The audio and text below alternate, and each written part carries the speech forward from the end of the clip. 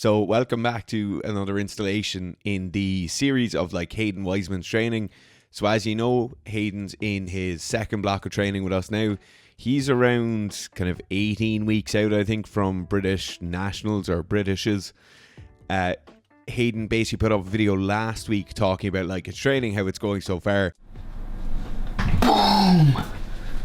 Ooh, we're back with another video.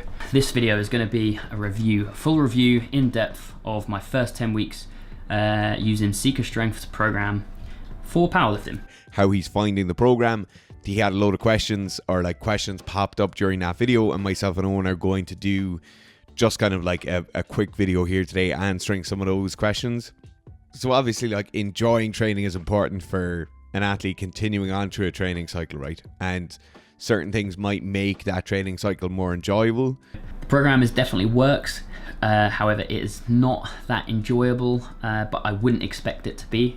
For us in this case, the stakes are quite high. So we have 2 training cycles with Haydn before he gets into a competition.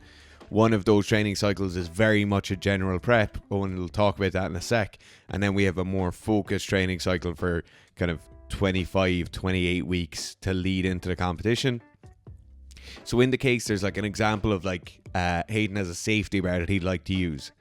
So for myself and Owen, we've obviously coached a lot of people over the years in powerlifting, weightlifting, general strength and conditioning for all kinds of athletes.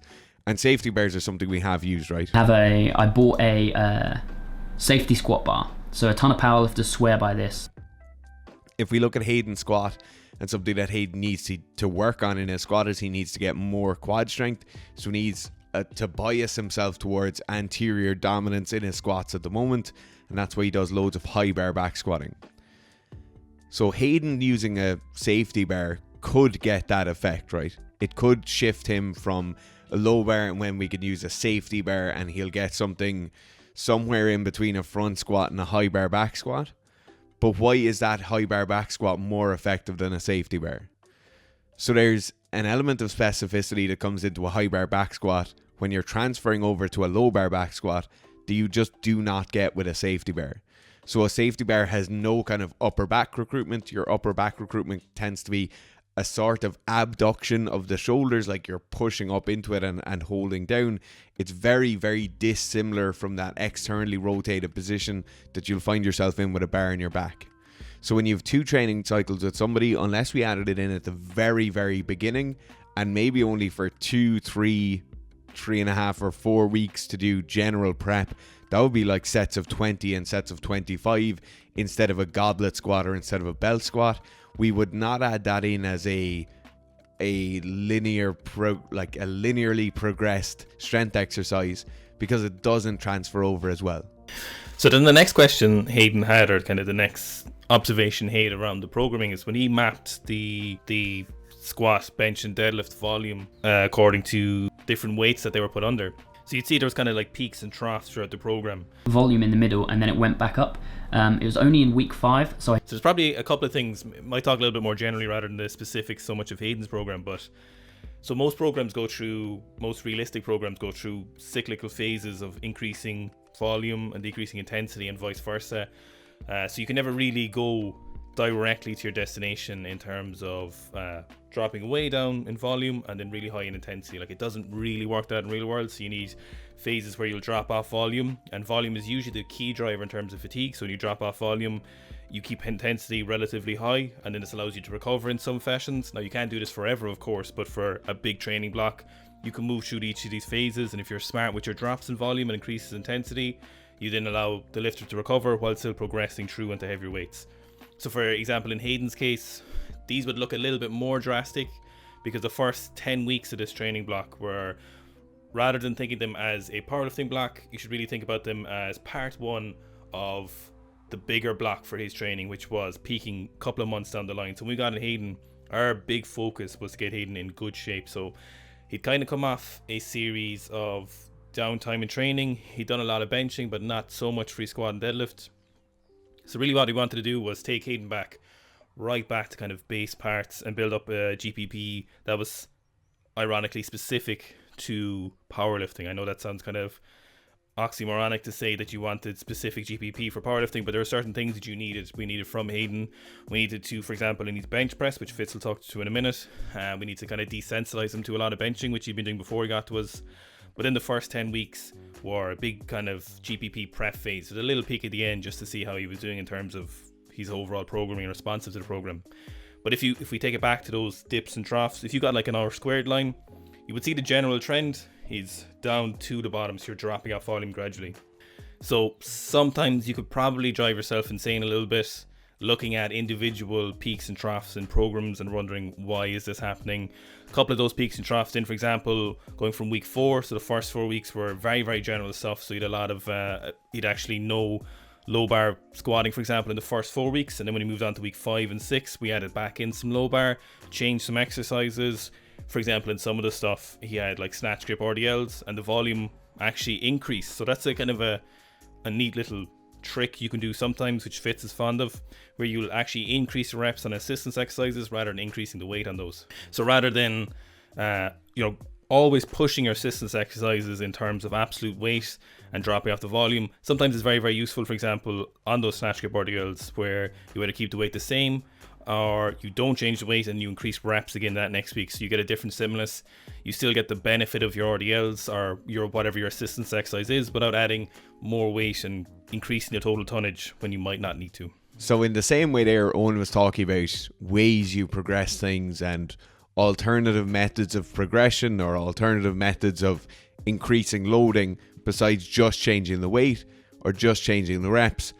One of the other kind of more obvious ones is increasing frequency, right? I feel like that's a bit low, and I was really concerned that my bench would not go up just because I wasn't doing it frequently enough. There's a phrase that like will come up over and over again when you talk to coaches, talk about writing programs, that you need to leave yourself somewhere to go. So if we start at the start of a training cycle and we bench 4 times a week, I have then taken that method of progression away from myself, and that kind of leads me on to the next piece, is like bench frequency. So bench frequency, I'd say, of all things with Haydn, and to be honest, we didn't have this issue, or we don't have this issue with most powerlifters, but Haydn's somebody who had very high bench frequency in the past, and he really, really liked it, and he wanted to do more bench frequency. So I'd say since maybe week 2 of the initial 10 weeks, Haydn wanted more bench pressing. And more bench pressing, more specific bench pressing, more wide grip competition style benching, more close grip bench. In the same way we program squats, where we really, really focus on high bar squatting, get very, very good high bar numbers, we think in prep phases for powerlifters, like if you listen to like any of the very strong powerlifters, they will predominantly train a closer grip bench press with a flat back. So like Ed Cohen talks about maybe wide grip bench pressing competition style for 6 weeks out of the entire competition year. So he's literally doing 11 months, or sorry, 10 and a half months of close grip bench, getting very, very strong at that, and then going into competition. This is what works, right? So if I started off in week 1 with 4 sessions a week of wide grip competition style bench press, not only do you limit yourself in terms of physiological adaptation, because the wide grip bench is inferior to the closer grip bench press in terms of an actual training effect. Like you're basically training a method which is like cheating, right? It's like the same way you'll get more stimulus or more adaptation stimulus from a high bar back squat than you will from a low bar back squat. They're better training tools.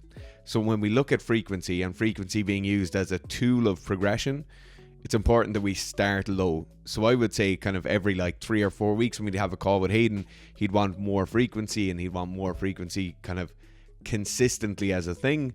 Like frequency is there as a method of progression. So we would go from some close bar work, some close grip work, some wide grip work, and a lot of accessory pressing. So like dumbbell pressing, military pressing, pressing behind the neck, like lots of movements like that. We'd start with that in week 1, then we progress through to week 4, and those kind of accessory pressing exercises were tapering down. Then our bench pressing tapers up, so we get more close grip work brought in. We also get a small bit more frequency in the wide grip competition style, and it's just that kind of, it's a clear progression method for us. Like we wouldn't even think about that being a an obtuse method of progression. It's just standardized programming. But it's a method of progression that you might not see, or if you're just looking at somebody's Instagram channel, you mightn't even notice that's what's going on, you know. So it is something to take note of if you're watching powerlifters and you're thinking, oh, they're bench pressing 4 times a week, or you've bench pressed high frequencies before. You need to leave yourself somewhere to grow. Like, progression is a very, very important tool in terms of writing programs and being good on the lead into a competition. So it's important at the start, you start with that, then you go 2 days and some accessory pressing, 3 days more accessory pressing, 4 days and that, and then you gradually taper off your accessories. So then the next question kind of Haydn had, or concern or observation on the program, was this the huge volume of accessory work. The main lift would take up the majority of the session, then some supplemental exercises to support any weaknesses in those main lifts, and then accessories should be just like 20% of the session to finish off cherry on top, like abs, core, stuff like that. However, there was a lot of accessories, and I think that's just because this is the first 10-week block that he is doing. So if we look at, again, we take these programs from the first 10 weeks to the next kind of 20 weeks essentially after that. So the first 10 weeks were a big GPP phase in our view, so a big prep phase to prep Haydn for this bigger, more intense and somewhat more specific powerlifting block for the next 20 weeks. Originally it was 16 weeks, but the competition got pushed out and it's now 20 weeks time. We'll talk about that another time on some of the changes we've made once we've pushed through a few weeks, so we can look back over them. But in general, we've like part 1 was big GPP phase, part 2 was higher volume lifts, and then moving into a peaking phase later for the comp. So part 1, the accessory work, was basically stuff that was a lot of time under tension, stuff that you could just do a lot of repetitions with, that might not have a huge impact in terms of like intensity, but you can do a lot of repetitions, a lot of body weight stuff, a lot of time under tension core work. You would have seen him doing inchworms, evil wheels, weighted chin-ups, weighted pull-ups, horizontal rows, all of this kind of really non-specific, lots of time under tension, potential for high volume assistance work. So we prep his body, prep his work capacity very specifically, but still general, for the next block of training. So now this assistance work has changed from the first block into the second block, as rather than we've gone from general GPP work, we've changed to kind of injury prevention and strength supportive assistance work. So the basis of the assistance work now in his next block, which I don't know if you've seen any training of the newer block yet, but it's very injury prevention focused. So there'll be stuff like quad Nordics, for example. So we want to make sure the tendons are getting loaded through a full range of motion for a long time, so we don't have any issues there. And then we have some specific assistance work, for example, like the belt squats, which we know will directly support his main movements through a larger volume of strength, but we can load these up a bit. So we're not, for example, doing the belt squats for his tendons or ligaments or joint issues, but we're doing these specifically to support his squat, for example. Then the final part, so probably the main concern for people when there's so much assistance work, is that, again, it touches on the principles that Fitz talking about, that you don't want to ever be too specific too soon. So you want to stay as general as possible for powerlifting training for as long as you can, because the low bar deadlift, fucking hell, I said that again, I'm going to leave that in. The low bar back squat and the deadlift are two hugely fatiguing movements, and your CNS, for example, like Fitz said, you don't get a whole lot of training effect. So if you're not supporting your fucking organism with a lot of actual just training, you eventually will lose a lot of your adaptation. So if you're doing a lot of low bar, a lot of sumo deadlifting and wide grip benching or comp benching, the longer you do these, the more you lose your training effect. So you can only do these for a certain period of time before you end up losing your gains, essentially. So in this place, use a shitload of assistance work to support his work capacity, prevent injury in some cases, just support a lot of general physical work on Haydn's body. So that's the reason you want to do it. So you don't want to be pushing too specific in. So if you match for volume, you could never do enough, you'd never be able to tolerate enough low bar squats, sumo deadlifts, lots of deadlifting, wide grip benching with the ease and kind of low risk assistance work in his training. You could never match the volume for the two of them. You'd almost certainly end up injured or not able to hit enough intensity on your main movements to really get you anywhere. Okay, to kind of conclude then, there's one or two last pieces. So Owen mentioned one of the main points here is Haydn's incredible body, right?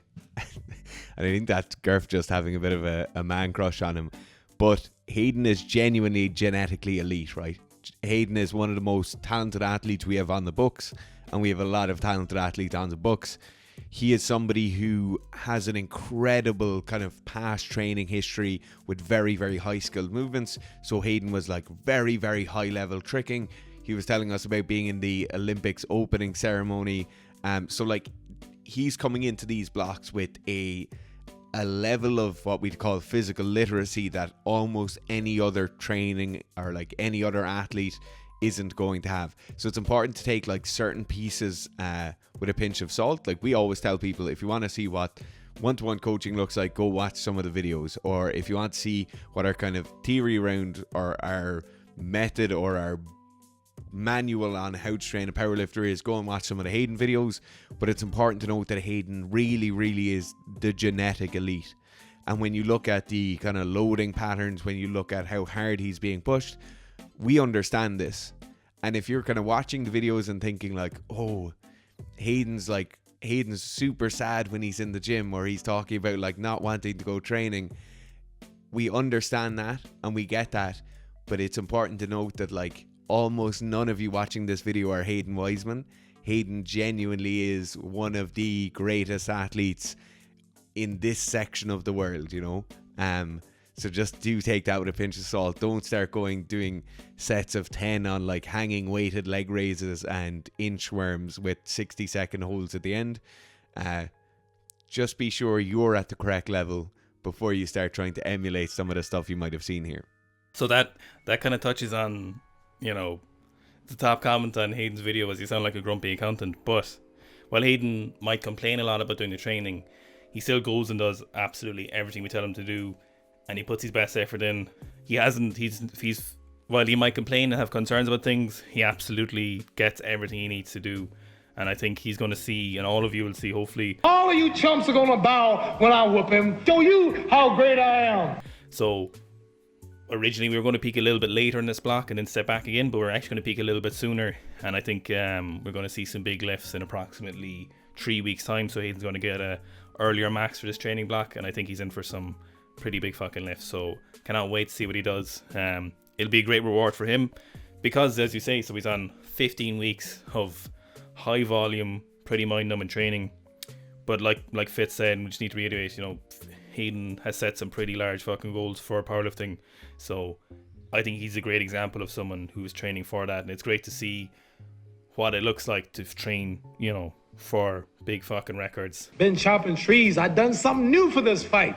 And what it actually means for that kind of training to look like, as opposed to, you know, getting your first 405 pound squat or something. So looking forward to the next 3 weeks and see what Haydn maxes. And I think we're going to see some pretty sexy numbers.